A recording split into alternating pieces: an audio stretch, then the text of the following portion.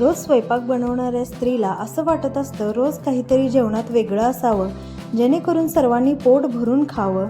ती नेहमी नवीन काहीतरी बनवण्याच्या शोधात असते. त्यासाठीच आज मी तुम्हाला या व्हिडिओमध्ये नवीन रेसिपी दाखवत आहे. पण या व्हिडिओमध्ये अतिशय चविष्ट अशी रेसिपी बनवणार आहे. मोड आलेल्या हरभरा आणि मुगाची पनीरसारखी सेम टेस्ट येणारी भाजी आपण इथे बनवणार आहे. तुम्ही व्हिडिओमध्ये पाहिलीच असेल, अतिशय चमचमीत दिसत आहे आणि चटपटीत झालेली आहे. चवीलाही अतिशय उत्तम लागते. सेम पनीरसारखी टेस्ट लागते या भाजीची. तुम्ही एकदा नक्की करून बघा आणि रेसिपी आवडली तर व्हिडिओला नक्की लाईक करा, शेअर करा आणि कमेंट करायला विसरू नका. आणि अशाच नवीन रेसिपींसाठी आपल्या चॅनलला नक्की सबस्क्राईब करा. आता तुम्ही व्हिडिओमध्ये पाहतच आहात, अतिशय सुंदर अशी आपली इथं भाजी बनवून तयार झालेली आहे. इथं आपण रस्सा भाजी बनवलेली आहे.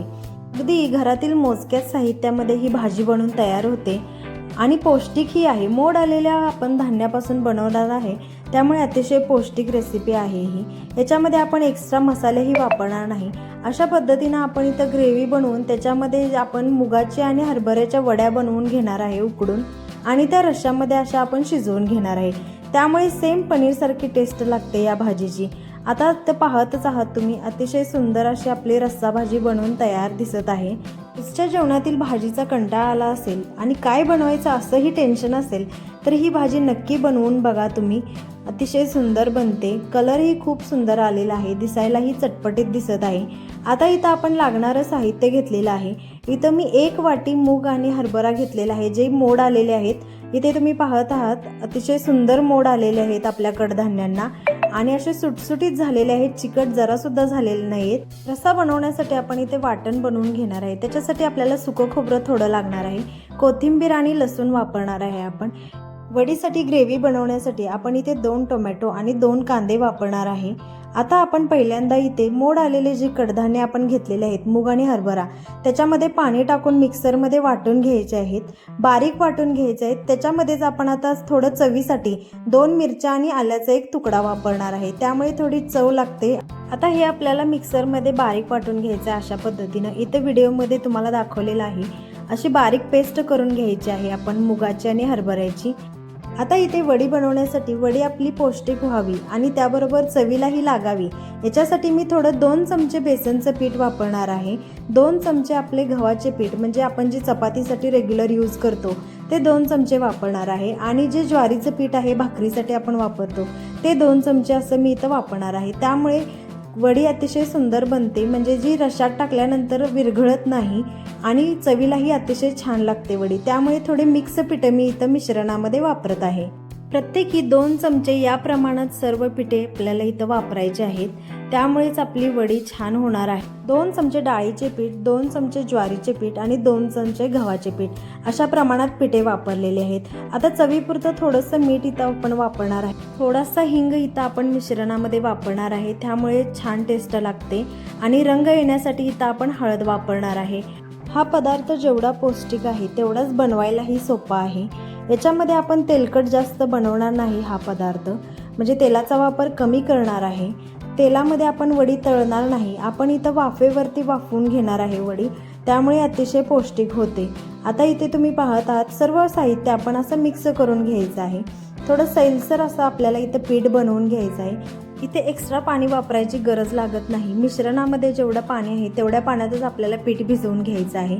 जर थोडं मिश्रण पातळ वाटत असेल तर याच्यामध्ये तुम्ही बेसनचं पीठ थोडं ॲड करून घ्या. गव्हाचं पीठ किंवा ज्वारीचं पीठ ॲड करायचं नाही, बेसनचं पीठ ॲड करायचं, त्यामुळे जरा जास्त टेस्टी लागतात. अशा पद्धतीनं आता सर्व एकत्र करून घ्यायचं मिश्रण. ही रेसिपी तुम्ही जर एकदा बनवाल तर तुम्हाला नक्की आठवड्यातून 2-3 वेळा तर बनवूच वाटेल. अशा पद्धतीने आता मी हाताने मिक्स करून घेत आहे. म्हणजे काय होतं, सर्व पिठं व्यवस्थित मिश्रणामध्ये मिक्स झाली पाहिजेत आणि कन्सिस्टन्सीही आपल्याला चेक करता आली पाहिजे. त्यामुळे मी आता हाताच्या मदतीनं सर्व पीठ मिक्स करून घेत आहे. सेम आपण भजी बनवण्यासाठी ज्या पद्धतीनं पीठ बनवून घेतो त्याच पद्धतीनं आपल्याला इथं वडी बनवण्यासाठी पीठ बनवून घ्यायचं आहे. सैलसर असं पीठ बनवून घ्यायचं आहे. इथे आता दाखवल्याप्रमाणे अशा पद्धतीने पीठ भिजवून घ्यायचं आहे. आता आपण वाफवून घेणार आहे पीठ. त्याच्यासाठी मी इथं कुकरचा डबा वापरत आहे. थोडंसं तेल टाकायचं आहे, म्हणजे खाली वडी चिटकू नये, लागू नये खाली. वडे आपल्याला डब्यातून व्यवस्थित काढता यावी यासाठी आपल्याला इथं थोडं तेल वापरायचं आहे. अशा पद्धतीनं हातानं सर्व डब्याला असं तेल ग्रीसिंग करून घ्यायचं. तर ही पद्धत तुम्ही सेम कुकरमध्येही वापरू शकता, म्हणजे कुकरलाही शिजवून घेऊ शकता. कुकरला शिजवण्यासाठी फक्त तुम्हाला इथे 3 शिट्ट्या कराव्या लागतील या मिश्रण शिजवून घेण्यासाठी. तयार झालेलं पीठ वाफवण्यासाठी आता आपण डब्यामध्ये काढून घेतलेलं आहे. क्वांटिटी तुम्ही थोडंसं स्पेस राहील वरती अशा पद्धतीनं घेऊ शकता. आणि इथं आपलं वाफवलेलं पाणी त्याच्यावरती पडू नये याचीही आपल्याला खबरदारी घ्यायची आहे. असं व्यवस्थित पसरवून घ्यायचं आहे डब्यामध्ये पीठ हाताने. इथे आपल्याला पीठ वाफवण्यासाठी भरपूर ऑप्शन आहेत आपल्या घरामध्ये. तुम्ही प्लेटमध्येही अशा पद्धतीनं पीठ पसरवून वाफवून घेऊ शकता. इथे आता आपलं पीठ वाफवण्यासाठी तयार झालेलं आहे. अशा पद्धतीनं आता आपण इथं एक पातेलं घेतलेलं आहे, त्याच्यामध्ये पाणी गरम करून घेतलेलं आहे. पाण्यामध्ये स्टँड ठेवून आपण याच्यावरती आता डबा ठेवून पीठ आपलं वाफवून घेणार आहे.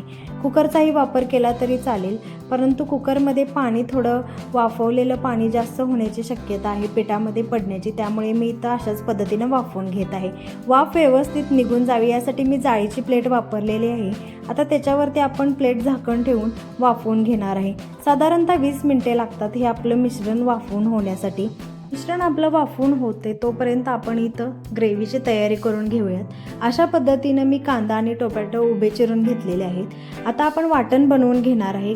लसूण, खोबरे आणि कोथिंबीरीचं पहिल्यांदा आपण इथं अशा पद्धतीनं वाटण बनवून घेतलेलं आहे. थोडं जाडसरच अशा पद्धतीनं इथं वाटायचं आहे, म्हणजे जास्त बारीक ही पेस्ट करायची नाही. आता आपण इथे कांदा आणि टोमॅटो जे चिरून घेतलेलं आहे त्याची आपण इथं पेस्ट बनवून घेणार आहे. बारीक अशी पेस्ट बनवून घ्यायची. ग्रेव्हीची तयारी होईपर्यंत आता इथं आपलं मिश्रण वाफवून झालेलं आहे. अशा पद्धतीनं आता चाकूने चेक करून पाहायचं. चाकू आपला असं सुटसुटीत निघत आहे, म्हणजे मिश्रण आपलं परफेक्ट वाफवून झालेलं आहे. थोडं थंड झाल्यानंतर अशा पद्धतीनं साईडच्या कडा आपल्याला पहिल्यांदा सोडवून घ्यायच्या आहेत. मिश्रण वाफवून घेण्यासाठी पहिल्यांदा आपण डब्याला तेल लावलेलं, त्यामुळे आपली वडी पटकन डब्यापासून बाजूला होते. इथे दाखवल्याप्रमाणे अशा पद्धतीनं आपली वडी बनवून तयार झालेली आहे. आता तुमच्या आवडीनुसार कोणत्याही आकारामध्ये शेपमध्ये तुम्ही वडी कापून घेऊ शकता. मी आता इथं अर्धाच भाग वापरत आहे. जास्त प्रमाणात वडी बनवून तयार झालेली आहे, त्यामुळे मी इथं वडीचा अर्धा भाग वापरत आहे. आता इथं आपण वडी कट करून घेणार आहे. इथे मी चौकोनी आकारामध्ये वडी कट करून घेत आहे, त्यामुळे आपल्याला पनीरचा थोडा फील येतो. अशा पद्धतीनं आपली वडी कट करून झालेली आहे. तुम्ही तुमच्या आवडीनुसार कोणत्याही आकारामध्ये कट करून घेऊ शकता. इथे आता आपल्या मस्त अशा गरम गरम वड्या कट करून झालेल्या आहेत. तुम्ही पाहतच आहात, अतिशय सुंदरही दिसत आहेत. अशाच जरी खाल्ल्या तरी चालतील, पण आपण इथं थोडी टेस्ट वाढवण्यासाठी इथं ग्रेव्ही बनवून घेत आहे. पनीरसाठी ज्याप्रमाणे आपण ग्रेव्ही बनवतो त्याचप्रमाणे इथं आपण ग्रेव्ही बनवून घेणार आहे. कढईमध्ये 4 चमचे तेल गरम करून घेतलेलं आहे. आता पहिल्यांदा आपण फोडणीसाठी जिरे टाकलेले आहेत.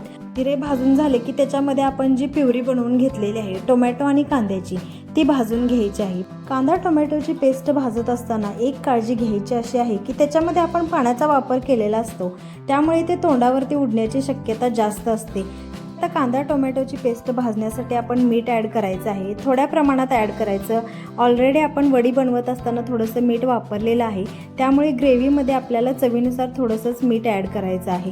आता दाखवल्याप्रमाणे झाकण ठेवून आपण अशा पद्धतीनं ग्रेव्ही भाजून घेतलेली आहे.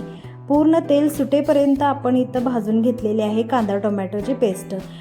आता आपण जे वाटण बनवून घेतलेलं आहे ते पेस्टमध्येच आपल्याला भाजून घ्यायचं आहे. लसूण, खोबरं आणि कोथिंबीरीचं वाटण बनवून घेतलेलं ते आता अशा पद्धतीनं आपण ह्याच्यामध्येच भाजून घेणार आहे. या रेसिपीमध्ये आपण कोणत्याही मसाल्यांचा वापर केलेला नाही. अगदी सोप्या पद्धतीनं आणि कमी साहित्यामध्ये ही रेसिपी बनवून तयार होते. घरात उपलब्ध असणाऱ्या साहित्यामध्येच आपली चटपटीत अशी चविष्ट रेसिपी बनवून तयार होते. इथे आता आपले पेस्ट बरोबरच वाटणही भाजून झालेलं आहे. तेल सुटेपर्यंत भाजून घेतलेलं आहे आपण, तुम्ही पाहू शकता. आता थोडा कोल्हापुरी टच म्हणून मी इथं कोल्हापुरी कांदा मसाला वापरत आहे, जो घरगुती सगळ्यांच्या घरी बनवून ठेवतात. वर्षभरासाठी बनवून ठेवलेला असतो हा मसाला. तोच मसाला मी इथं वापरत आहे, जो रोजच्या जेवणामध्ये रेग्युलर यूज केला जातो. त्यामुळेच एक फायनल कोल्हापुरी टच या रेसिपीला मिळतो. अशा पद्धतीनं तेल सुटेपर्यंत आपण कट येईल अशा पद्धतीनं मसाला भाजून घेत आहे. आता थोडं ग्रेव्ही बनवणार आहे आपण, त्याच्यामुळे इथं थोडं गरम पाणी ॲड करायचं. रेसिपीमध्ये नेहमी गरम पाणीच ॲड करायचं, म्हणजे काय होते त्या पदार्थाची चव आणखीनच वाढते. त्यामुळे नेहमी गरम पाण्याचाच आपण इथं वापर करणार आहे. कन्सिस्टन्सी तुम्हाला हवी तशी तुम्ही ठेवू शकता. जास्त तुम्हाला पातळ हवी असेल तर थोडं पाणी जास्त ॲड करा आणि घट्टसर अशी हवी असेल तर पाण्याचा वापर थोडा कमी प्रमाणात करा. ग्रेव्हीला आपल्या उकळी आल्यानंतर थोडी शिजवून घ्यायची आहे आणि उकळी आल्यानंतर अशा पद्धतीनं आपण ज्या वड्या बनवून घेतलेल्या आहेत ते याच्यामध्ये ॲड करायच्या आणि गॅसच्या लो फ्लेमवरती आपल्याला या वड्या परत ग्रेव्हीमध्ये शिजवून घ्यायच्या आहेत. अशा पद्धतीनं झणझणीत अशी आपली मूग आणि हरभऱ्याची रस्सा भाजी बनवून तयार झालेली आहे. खाण्यासाठीही अतिशय पौष्टिक आहे, बनवायलाही अतिशय सोपे आहे. कोणताही एक्स्ट्रा मसाल्यांचाही वापर केलेला नाही.